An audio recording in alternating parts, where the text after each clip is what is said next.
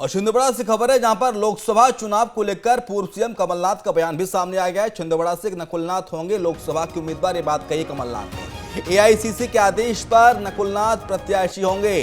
कांग्रेस ने चुनाव की तैयारी शुरू कर दी है और ऐसे में कमलनाथ का बयान बेहद महत्वपूर्ण हो जाता है कि छिंदवाड़ा से आखिरकार जो सस्पेंस बना हुआ था कि पिता या पुत्र कौन होगा प्रत्याशी, लेकिन ये बात कमलनाथ ने भी कह दी और एआईसीसी के आदेश के मुताबिक उन्होंने कहा कि नकुलनाथ ही प्रत्याशी होंगे। कमलनाथ, कई तरह की अफवाहें कमलनाथ और नकुलनाथ को लेकर फैल रही थी, लेकिन अब शुरुआत हो गई है, ये बात कमलनाथ ने कही है।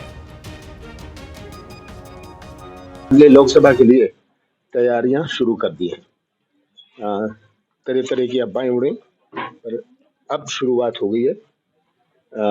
कांग्रेस पार्टी जैसे हमेशा चुनाव की तैयारी करती है, वैसे इस दफे भी करेगी। और नकुलनाथ जी जैसी एआईसीसी घोषित करती है तो नकुलनाथ जी यहाँ से लोकसभा के उम्मीदवार होंगे। नीलम हमारे साथ, हमारे सहयोगी लगातार जुड़े हुए हैं, भोपाल से लाइव हैं। नीलम, लोकसभा को लेकर सीटों का ऐलान तो हालांकि अभी नहीं हुआ है कि कौन प्रत्याशी कहां से चुनाव लड़ेगा, लेकिन कमलनाथ के पास पहले से जानकारी, वो कह रहे हैं कि आईसीसी के आदेश के मुताबिक नकुलनाथ ही प्रत्याशी होंगे, यानी कि उनके बेटे लोकसभा का चुनाव लड़ेंगे, कमलनाथ नहीं लड़ेंगे। ऐसे में सवाल ये खड़ा हो जाता है, क्या प्रत्याशी खुद कांग्रेस पार्टी में तय कर लेते हैं कि हम चुनाव लड़ेंगे, हम नहीं लड़ेंगे, या फिर एआईसीसी का वाकई में आदेश है?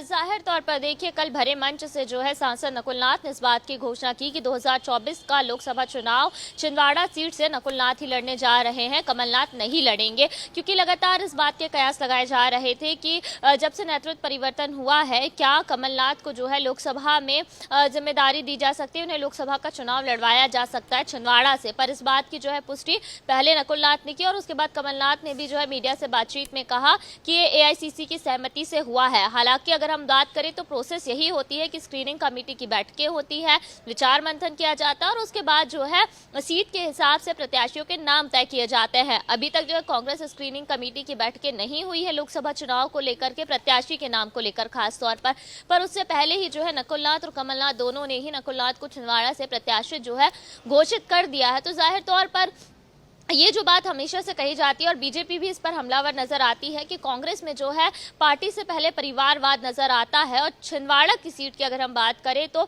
इस वक्त जो है बीजेपी के पास छिंदवाड़ा को छोड़ करके बाकी की सभी 28 लोकसभा सीटें कब्जे में है। इस बार बीजेपी की कहीं ना कहीं नजर उस 29वें सीट पर भी है।